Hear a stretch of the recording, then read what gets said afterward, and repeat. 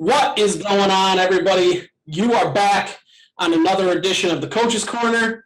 I am Justin Dueppengiesser, and I am joined, as always, by my guy, Caleb James. Caleb, have you melted away yet in that Missouri heat? No, but I tell you what, I know I'm not real envious of you living in upstate New York in the wintertime because all that negative 20 and 10 inches of snow every day doesn't sound real fun. No. But you're sitting up there saying, "Oh, it almost touched 90 today." Yeah. We've been living 90 since about June around here in Casey, Missouri. So I'm looking for. I mean, I'd take any relief to the heat right now, but it's August. It's the hottest month of the year in the state of Missouri. I know it. I know it. That's crazy. Um, let's talk. Let's talk some preseason. We've gotten the first two games in. Obviously, with schedule change, they only play three this year. So, got one more coming up against the Vikings. Going to be interested to see how that goes. And really, there's a ton of battles going on right now. This roster is as deep as we've seen the Kansas City Chiefs roster since Andy Reid and Brett Veach have kind of taken this over. And why don't we just start? What are your general thoughts so far on what you've seen in the preseason? So from the preseason, I've been impressed with the line play on both sides of the offensive line so far. The new offensive line, though they have been going against, not that high caliber of competition, they look like they're molding together well. They look like they're figuring things out. And they've really put together two nice performances. They've played about 3 quarters now.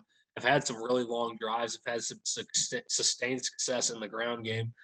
So that's all good to see. But, man, that defensive line also, I think they came out and maybe shocked some people who hadn't been following their progress over the last year and kind of some more of the pieces they've added. But that's a talented unit up front now. And it's now Chris Jones, he looks like he's in for an all-time monster season. But even the supporting cast around him, Tershawn Wharton, Colin Saunders, Tim Ward, all those guys are really making their name. And it's really looking like they're going to have one of the deepest. They probably will end up being the deepest position on the team this year.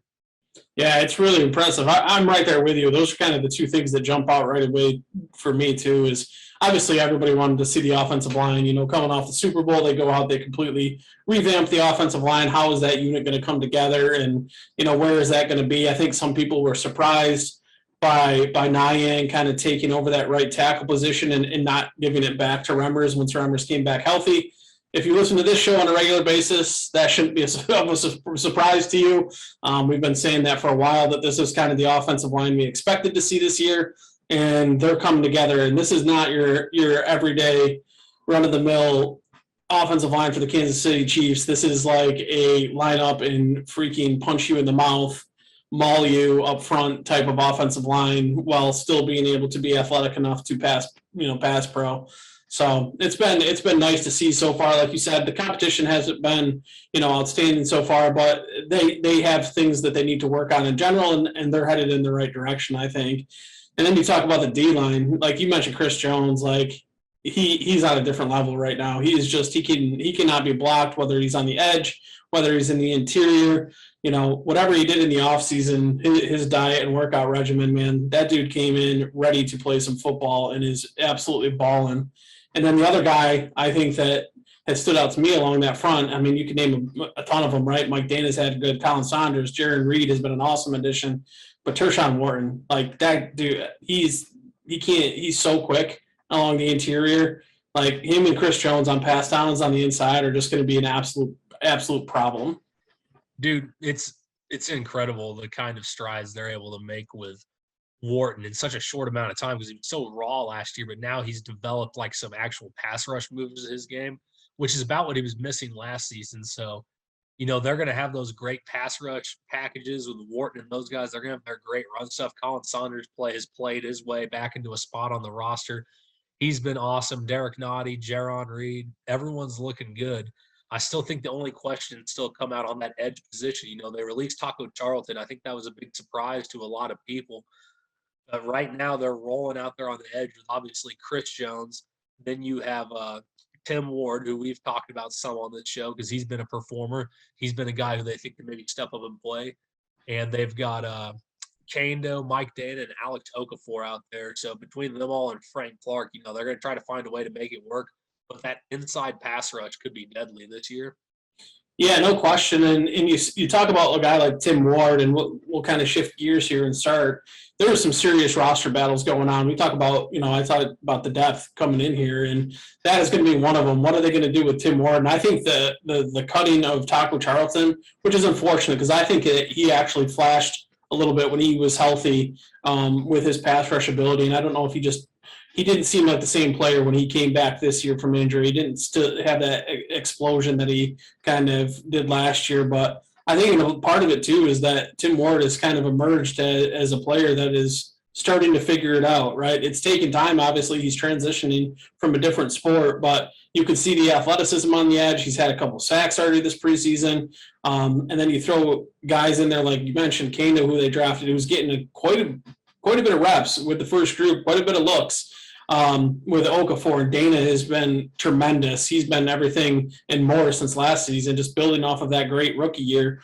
To me, they either keep 10 or I could see the odd man out here being Alex Okafor. Like, now, would it be a surprising cut? Yeah, for sure, because he's a veteran guy that they ended up signing late. But to me, that could be a guy that, the upside of Tim Ward, like, what Alex Okafor is, right?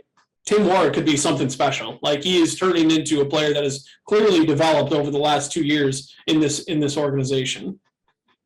Yeah, and he's Taco and Okafor, they've kind of been relegated to only run down guys. When you look at Tim Ward, he's got the ability, or not run down, pass only guys.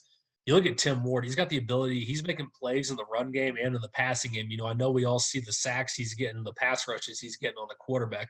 But really, if you go down and look at it, he's doing a good job of setting the edge. He's getting big on those offensive tackles, not giving up a lot of ground.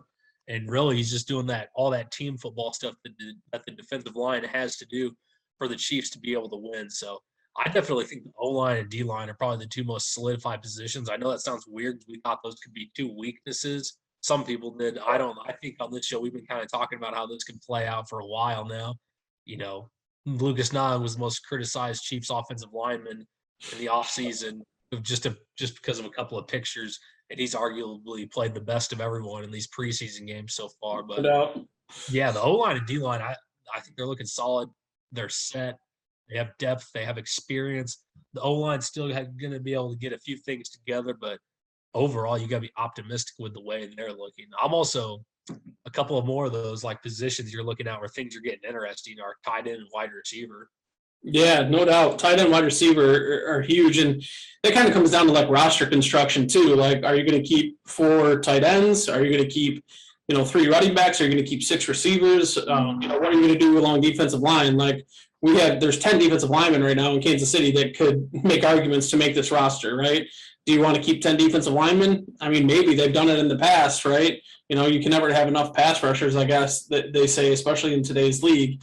But you also have battles going on in the defensive back, situation as well. So a lot of what is going on now, I think you really need to start paying attention to what Dave Toub is saying, because he is the guy that at the end of the roster, he's the reason why Ben Neiman has stuck around. He's the reason why Dorian O'Daniel has stuck around. Now, Daniel is a guy that he could end up, getting cut if there's other guys at other positions like a Devin Key who has struggled this preseason, or Darius Fountain and Marcus Kemp who are battling for this. Let's talk about those receivers right now.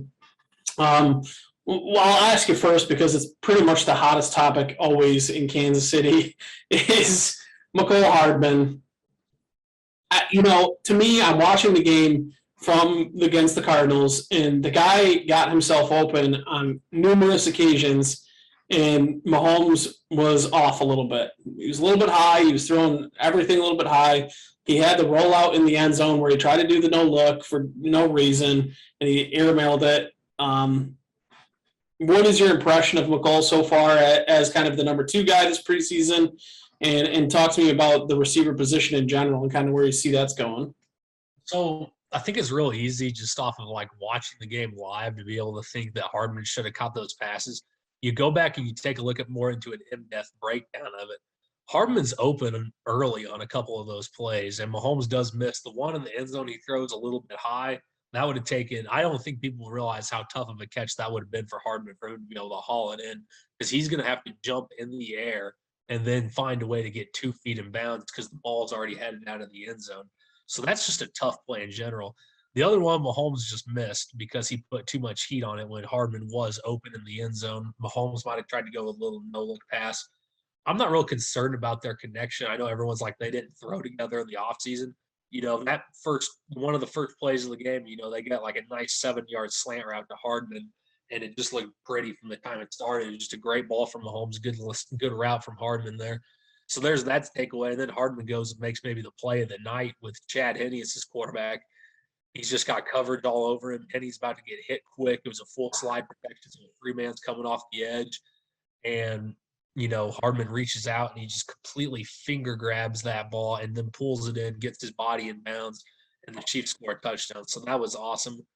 I thought Byron Pringle, that was probably the best I think he's looked in a Chiefs uniform, even like going back to like the regular season, but he looked crisp in some of those routes. But I think the big guy, the reincarnation of Dwayne Bowe, Mr. Darius Fountain. Yeah, Mr. Fountain. He is he's getting quite the following. People are getting really hyped up about him, but it's hard not to see a big guy like that who moves well and could also, be that physical presence they've been kind of looking for. So I think, between those 3 guys, I think the Chiefs are building a lot of depth. And I haven't heard the Chiefs coaches rip players at tons as they've been here, but it kind of sounded like Dave Tobe was ripping on Demarcus Robinson today in that press conference. So things don't look too great for D-Rob right now. Yeah, that's a super interesting quote that you saw from the special teams coach today, and basically how he said he hated watching Demarcus Robinson return punts because he does a nice job catching it, but then doesn't run north or south and doesn't put the ball away. So, I mean, he really didn't hold back at all. He didn't try to defend him. He just flat out crushed him basically with the quote. So really interesting to see there. Just to me, it basically comes down to, what are you going to do with Demarcus Robinson? Okay. You bring him back on a 1-year deal. There's obviously some good chemistry there with the offense and Mahomes because he knows the system. But then you got Cornell Powell, who, man, he has not really showed up this preseason yet. Louis Riddick said on the broadcast with the Cardinals that Andy Reid mentioned that Powell was starting to turn the corner, which hopefully he is.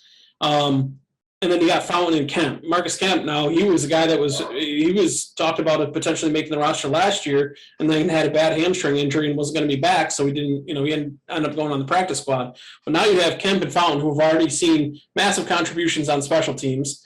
Marcus Robinson can't return punts. Now, he was a good gunner for a while, but that job is kind of gone by the wayside by him because Marcus Kemp might be the best gunner on the team that we have. So, what do you do with Robinson? You kind of know who he is right now. Again, do you want a guy like a Fountain who showed out in preseason? Now, I want to see him do it against some better competition. But, you know what Demarcus Robinson is. You know what he's going to give you. He's going to run backwards for 5 yards. He's going to wave the ball around in his hand. To me, I would move on from him. And honestly, I think there's still an opportunity or a potential chance that the Kansas City tries to trade for a wide receiver. They were in the wide receiver market for free agency. They went after Juju. They went after Josh Reynolds, Corey Davis. They were allegedly in all the markets for these guys. So to me, they could still probably trade for somebody too. So, and there's going to be always surprise cuts. So maybe somebody gets cut that they look to pick up. But I wouldn't be surprised at all if they did that. Let me ask you about tight end. Do they keep 4? Do they keep all 4 guys? I'd keep all 4 guys. I think you have to. Right? I don't see a reason why not. Right. To me, we've already talked about, we think that they're going to go 12 personnel more, right? So they're going to have 2 tight ends on the field. Well, now you got Kelsey and you got Bell, who's a great blocker. Noah Gray's played well, and Jody Forson has been fantastic. He came in, 30 pounds heavier. He's looking like he can block. He's probably the most athletic tight end on the team, as they mentioned in the broadcast. But I keep all 4 if I'm the Chiefs. Here's my thing, and I see people arguing about them well, how can we keep 4 tight ends? It's because all these guys aren't in competition with the guys in their roster spot. They're in competition. Obviously, the starters are going to be set pretty much at this point. We know who's going to play and do what. at that point, you got your depth guys like Mike Rimmers. He's going to be a lock to make the team. You know, Mike Dana going to be a lock to make the team. You know what you have in those guys. They're still going to be around. They're still going to be those depth pieces. Then you start getting into it. Once you get to like your Jordy Fortensons or Fountains or guys like that, it's like, like we have solid depth at these spots. So who's the best at what they do amongst these guys? And really, when you look at those 4 tight ends for the Chiefs, Kelsey, best tight end in the game, hands down. You have Blake Bell. Blake Bell is back because Andy Reid wants him back. I don't think there's any shot that Blake Bell gets cut because we saw the Chiefs running a lot of 12 this preseason. They've run some 13 in training camp. And then you go down, you draft Noah Gray, who the organization is clearly high on right now. They clearly like that draft pick. They want him to come in and contribute. And then you got Jody Fortson, who has just been consistently grinding for a year now. It looks like to learn how to play the tight end position. Looks really good on film, doing good things blocking. He's doing good things catching the ball. He's big. He's athletic. He has a tremendous amount of potential. They have to keep 4 because whichever guy doesn't end up playing the most between like Gray, which there's no way they were going to cut Gray. But Jody Fortson, you're not going to cut him to say, oh, we'll just get him back to the practice squad. He's put enough on tape at this point to where if we cut him, he's not going to be back. He's not going to be back in Kansas City. He's going to be picked up by someone else's active 53. Someone would love to have, a 6'6", 250 guy that can move like that, who can go high point the ball, and who's also developing into a solid blocker, which he was on a lot of those seal blocks. I like to see that, him being able to crash down, body up the defensive end or body up a linebacker. That's exactly what you're wanting to see. So he's still got a ways to go, but it's a guy definitely worth keeping around. Yeah, and I think the point that you made about a lot of the times you got to understand that these guys aren't in competition against the people in their position room. They're in competition against the guys at the bottom of the roster to make this team. What are you doing for special teams? Dave Tobe has already pointed out Jody Fortson, how he has come back and has been able to play special teams and how he looks like a tight end and how he's done all this stuff. So you're talking guys like the competition at the end of the roster is between the Fountain, Kemp, Demarcus Robinson, Jody Fortson, Dorian O'Daniel, DiCaprio Boodle, Devon Key, all these guys. Like that's where it comes down. Tim Ward, none of them, they're not playing the same position. But what can you do other than just play tight end, safety, receiver? Are you going to be a guy that can be on, kick coverage? Well, Fountain went out and caught a touchdown pass and then went on kickoff and made the tackle on kickoff. To me, that's it's a pretty good sign that he might be able to do a little bit more than just play wide receiver and be that big body wide receiver that the Chiefs Kingdom has been wanting for so long since Dwayne Bowe, So it's going to be so interesting for me to see this last game against the Vikings. Who is out there first? Where are they giving guys reps? Are they trying to showcase guys? The last kind of thing is I want to ask you is Darwin Thompson. No shot to make this roster, right? No. Okay. I don't think so. Everyone's watching a different game than I was. Right? Where is this coming from? Like, there's no shot. Like, you have CEH, Darrell Williams, Jerick McKinnon. You don't need to keep a 4th running back on the roster. No, and here's the thing. Did he look good? Yeah. Was he running through some holes that you could drive a Mack truck through? Yes. Yeah. Oh, my God. A couple of those holes that opened up, I swear, Creed and Trey literally were just displaced. Between Cooney, Trey, and Creed, the whole interior, they were just displacing guys. Yes. And Thompson still found a way on that very first one to absolutely miss the hole and run out and try to bounce it outside when he could have just cut it up for like 6 yards. He kind of finally got the idea, but dude, I want to see Clyde. I want to see Clyde running some holes like that. I don't need to see Darwin running holes like that. I want to see Clyde, and then I'm starting to like Jerick McKinnon a little bit more. Clyde's not like the greatest when it comes to like the outside runs, but I think the Chiefs have the roster put together right now to be able to run pin and pull very effectively to the outside. I would really like to see McKinnon utilize that speed more on the outside, be able to get that burst on the sideline with a couple of lead blockers. And also, he's been a guy that's been hurt a lot. So anytime we can try to keep him fresh, let Clyde go in there and get all the workhorse yards. But if you ever want to hit a team with a quick hit play or some of the outside, I think McKinnon's definitely the guy for that. Yeah, and I think that's the one thing that McKinnon does bring to the running back room that the other two guys don't is just the flat out speed. Right, he's a burner.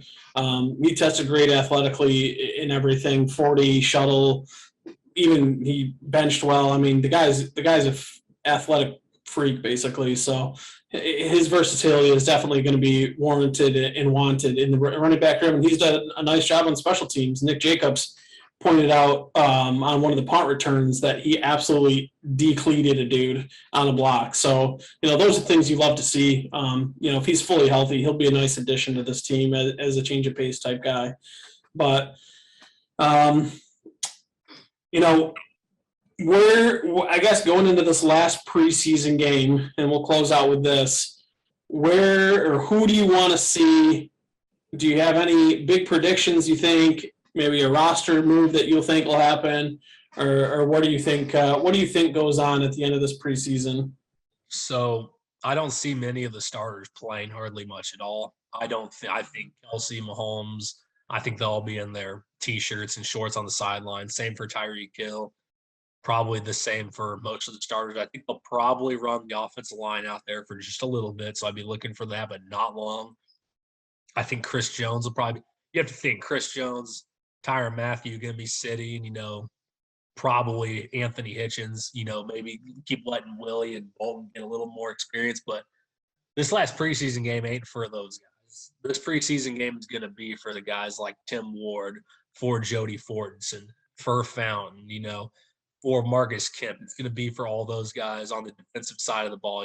Alex Okafor is still fighting for a spot between – him and some of the other guys in that position. So it's going to be for the bottom level of roster guys. Two guys, though, for me, I think it has to be – actually, I got three guys. I'll go Tim Ward.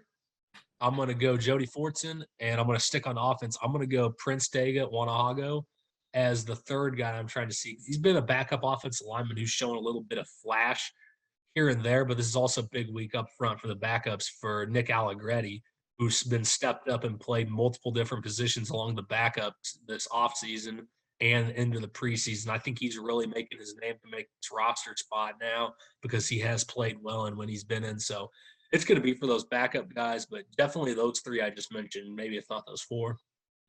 Yeah, I think that's a pretty good call. And like you mentioned Allegretti, and that just makes me think, we didn't touch too much on that, but like that backup interior line, like that's something they're going to have to sort out too. You got Blythe, Allegretti, LDT. Who are you keeping? Where are you keeping guys? Andrew Wiley. You got Wiley and Remmers playing tackles. You got Kyle Long that's going to be on injured reserve. So they got a lot to sort out on this roster. If I had to choose some things, I want to see how it plays out between Fountain and Kemp, Powell. See how those three kind of guys battle it out. See if they run Demarcus Robinson out there. For a little bit, which if they do, I think that's kind of telling about where he might be. He might be battling for that roster spot, And then, like you said, the Tim Wards of that. I'm going to see Nick Bolton, how he's coming along and how he's playing. Spags said that he's going to be getting quite a bit of runs, so I want to see him to continue to improve. I think he's had a pretty nice preseason so far, but this is going to be some people might kind of laugh it off and go, oh, God, this is the last preseason game, whatever. This is going to be a massive game for roster construction in general for the Chiefs organization and for a lot of these guys to get a job, to keep a job, Mm-hmm. So I'm looking forward to it. What's interesting? This might be like the Chiefs' deepest camp roster I feel like I've ever seen them have. I've never seen so many like close competitions or so much like budding talent around anywhere across the ball. And you got to give big credit to Brett Veach on that one because he's found some gems. He's found some diamonds in the rough. But also give all the credit to Andy Reid and his coaches. Like when you see Tim Ward emerging, that's the product of being around like Spags and Brendan Daly, them kind of molding him into what they want to be. This is what the Chiefs have to do now. We talk about all the big top-heavy contracts. These kinds of roster battles I don't think are going to be that uncommon for us moving forward. They're going to try to just put together as much quality. They're going to find their athletes, keep them on the practice squad as long as they can, and then see if they can go out there and play. So I can't remember a Chiefs roster looking this deep across the board, it just seem like from top to bottom, doesn't it just feel almost complete? Even Chad Henne's looked incredible this preseason. He's looked better than some starting quarterbacks. I mean, if you watch that Saints game last night, there's some teams love to have Chad Henne for them right now. Henny's looked great, and freaking Shane Buechele has looked awesome, right? He's had a great preseason, so he'll be a nice guy to store on the practice squad for a little bit, see if he develops into anything. But we got one more preseason game, man, and then we're getting ready for Cleveland, and I'm fired up for it. Can't wait to see how this roster shakes out. Brett Veach, man, he'll never be done. We said this last year that this roster is going to continue to be churned until he figures out exactly how he wants it, and what it's going to look like after they cut to 53 ain't going to be what it's going to look like when they're in February. So we'll see what happens in this last preseason game. But Caleb, why don't you tell everybody where they could find you and what you're working on? All right, everybody, you can find me on Twitter, as always, at CJ Scoobs. Make sure you are liking and subscribing to this video. Be able to look for all my film content. Can't post as much of it because there is I don't have any access to film right now. So it's haven't been having as much fun with this as I'd like to. But I'm trying to work on some solutions so that we can get some content out to you guys. I'll have an article about a few plays I broke down from last week out here soon. And to anyone that listened to like our little Spaces deal I did with some other Arrowhead Live staffers last Friday evening, I think you're in luck. I think we're planning to do something very similar this Friday evening, if not halftime. We enjoyed talking to you guys. We enjoyed you guys in the audience. So I really appreciate all of you. Yeah, it was a little late for me in New York. I fell asleep before I could jump on, but maybe this week I'll make an effort to get on. I'm coaching right now, so I'm burning at both ends just like you, my man. So we're grinding here, but we're loving it. Appreciate everybody being here. Make sure you find me on Twitter at JDiz1617. I'm tweeting out stuff all the time. But like Caleb said, subscribe. Appreciate y'all. We'll talk to you next time.